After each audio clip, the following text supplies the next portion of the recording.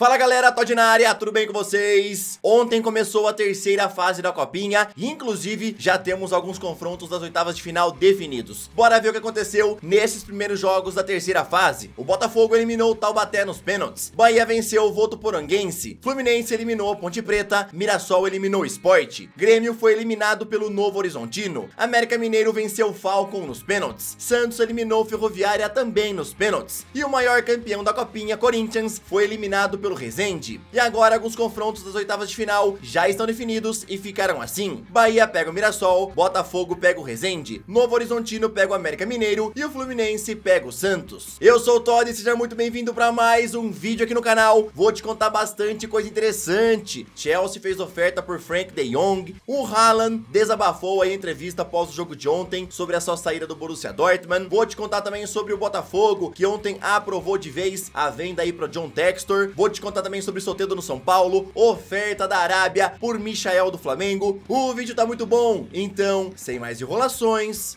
solta a intro! Damn, it's gonna be a long night. Yeah. You know. I said, damn, it's gonna be a long night.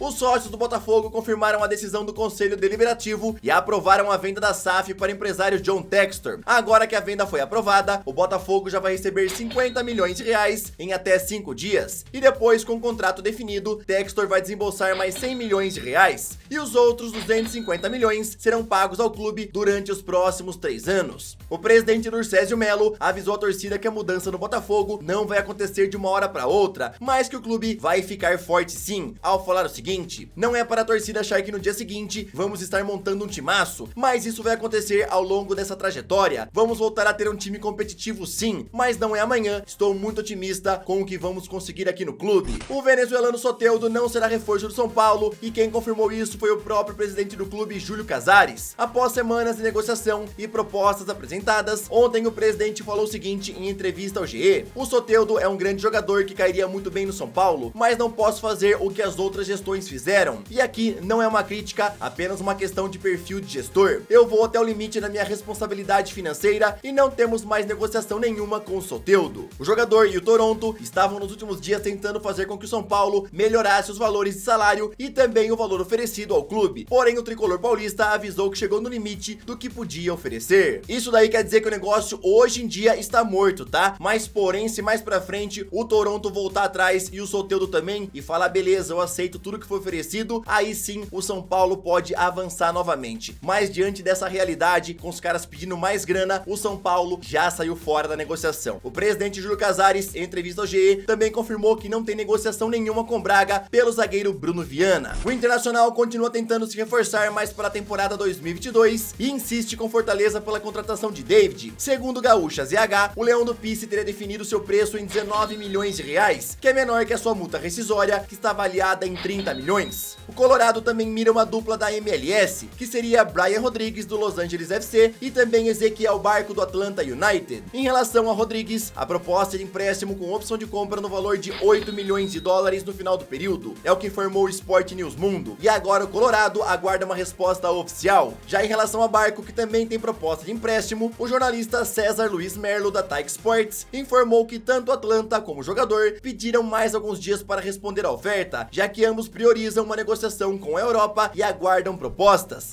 O Al Hilal, que vai disputar o Mundial de Clubes, está querendo se reforçar e veio pescar aqui no mercado brasileiro. O portal GE informou que o clube deseja contratar Michael junto ao Flamengo e inclusive já apresentaram uma primeira oferta que seria paga à vista no valor de 8 milhões de dólares, o que daria aqui no Brasil cerca de 45 milhões de reais. Quem conduz as conversas entre as partes é o empresário do jogador, Eduardo Maluf, e que também representa a grande maioria dos times sauditas. O Al Hilal sabe que seu rival Al Nassr também quer Michael e por isso tenta agilizar o quanto antes essa compra. O jornalista Vene Casagrande informou que o Flamengo já recusou a oferta do Al Hilal, acreditando que o valor ainda é baixo, ainda mais porque a oferta é de 100% dos direitos econômicos e o rubro-negro não levaria todo esse valor, já que é dono de 80%. Os empresários aí do Michael toparam a oferta feita a ele, principalmente também porque o salário oferecido a Michael é bem superior do que ele ganha no Flamengo, tá? Mas a equipe carioca por enquanto recusou a oferta e o Al Hilal vai vai apresentar mais uma oferta sim pelo Michael. É que ontem foi um dia sagrado lá na Arábia, então os caras devem apresentar uma oferta ou nesse final de semana ou no começo da próxima semana. Michael é prioridade lá para a equipe do Al Hilal, mas caso não consiga convencer o Flamengo a vendê-lo, as outras opções seriam Bruno Henrique e Ferreirinha.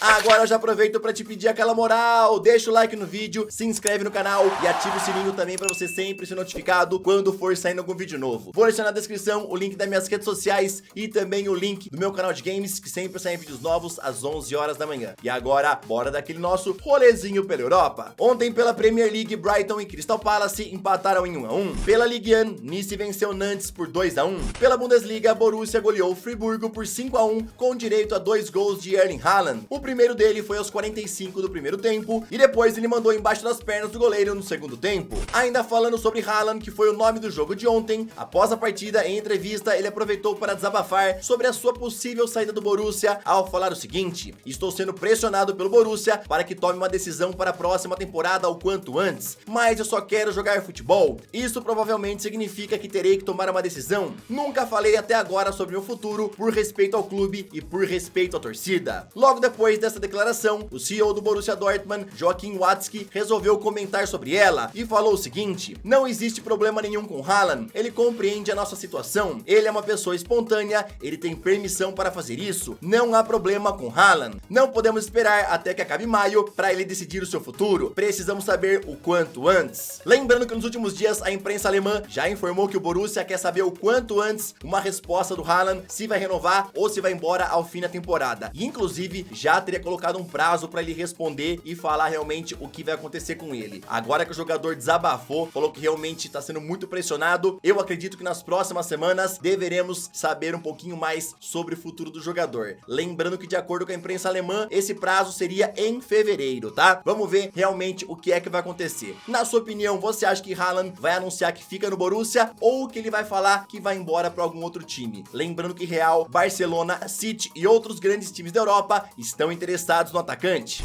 O Paris Saint-Germain ainda não se deu por vencido em relação à novela Mbappé. Alguns meios de imprensa da Espanha dão por certa a ida do atacante francês para o Real Madrid ao fim da temporada, mas os franceses não vão se render facilmente e mais uma vez tentam manter o jogador por mais alguns anos. Segundo o Telefoot, o Paris Saint-Germain ofereceu ao atacante uma renovação de contrato mais curta do que as outras oferecidas, e ela seria de 1 ou 2 temporadas com um salário astronômico, dizendo que ele ainda vai ser jovem depois que acabar esse tempo para pensar em trocar de clubes. Mbappé se mantém igual ao que falou a CNN em entrevista nos últimos dias, onde disse que não vai tomar nenhuma decisão até que se termine a atual temporada, e ele já comunicou isso à diretoria do Paris Saint-Germain, foi que formou também o Telefoot. Então não adianta o Paris Saint-Germain pressionar e continuar apresentando propostas e propostas e propostas. O Mbappé já avisou que só vai falar sobre seu futuro no fim da temporada, tá? Então só lá pra maio, lá pra junho, vamos saber o que é que vai acontecer com o Mbappé. Na sua opinião, ele vai acabar renovando o contrato com o Paris Saint-Germain, vai acabar sendo convencido, ou você acredita que ele vai ser anunciado como reforço do Real Madrid? Comenta aí. O jornal Daily Mail informou que o técnico Thomas Tuchel pediu ao Chelsea a contratação de Frank de Jong junto ao Barcelona. Inclusive, o clube já teria feito uma primeira oferta pelo meia holandês. Segundo a publicação, essa primeira oferta seria no valor de 40 milhões de euros, valor considerado muito baixo pela equipe catalã. A ideia do Chelsea, segundo o jornal, é aproveitar o momento financeiro do Barcelona, e o clube ainda tem uma margem a mais que pode acrescentar na oferta pelo meia. Lembrando que De Jong custou ao Barça 86 milhões de euros quando foi contratado junto ao Ajax. O jornal também informa que Bayern de Munique é outro time de olho no meio-campista holandês e pode apresentar uma oferta nos próximos dias. Essa oferta de 40 milhões é muito baixa, né? É menos da metade que o Barcelona pagou para contratar o Frank de Jong, e a equipe catalã, obviamente, não quer aceitar essa oferta, né? 40 milhões é muito pouco. Mas o Chelsea falou que pode aumentar essa oferta e as partes continuam conversando, segundo o jornal Daily Mail. Há pessoas na imprensa espanhola que falam que o Barcelona não quer vender Frank de Jong, já que ele é um dos jogadores mais importantes da equipe. E outra parte fala que o Frank de Jong nunca conseguiu jogar bola igual jogava na época do Ajax, e o Barça poderia vendê-lo se a oferta for boa, tá? Então vamos ver o que é que vai acontecer nos próximos dias. O que você acha aí? O que seria melhor para Frank de Jong? Continuar no Barcelona ou ir jogar lá no Chelsea? Comenta aí.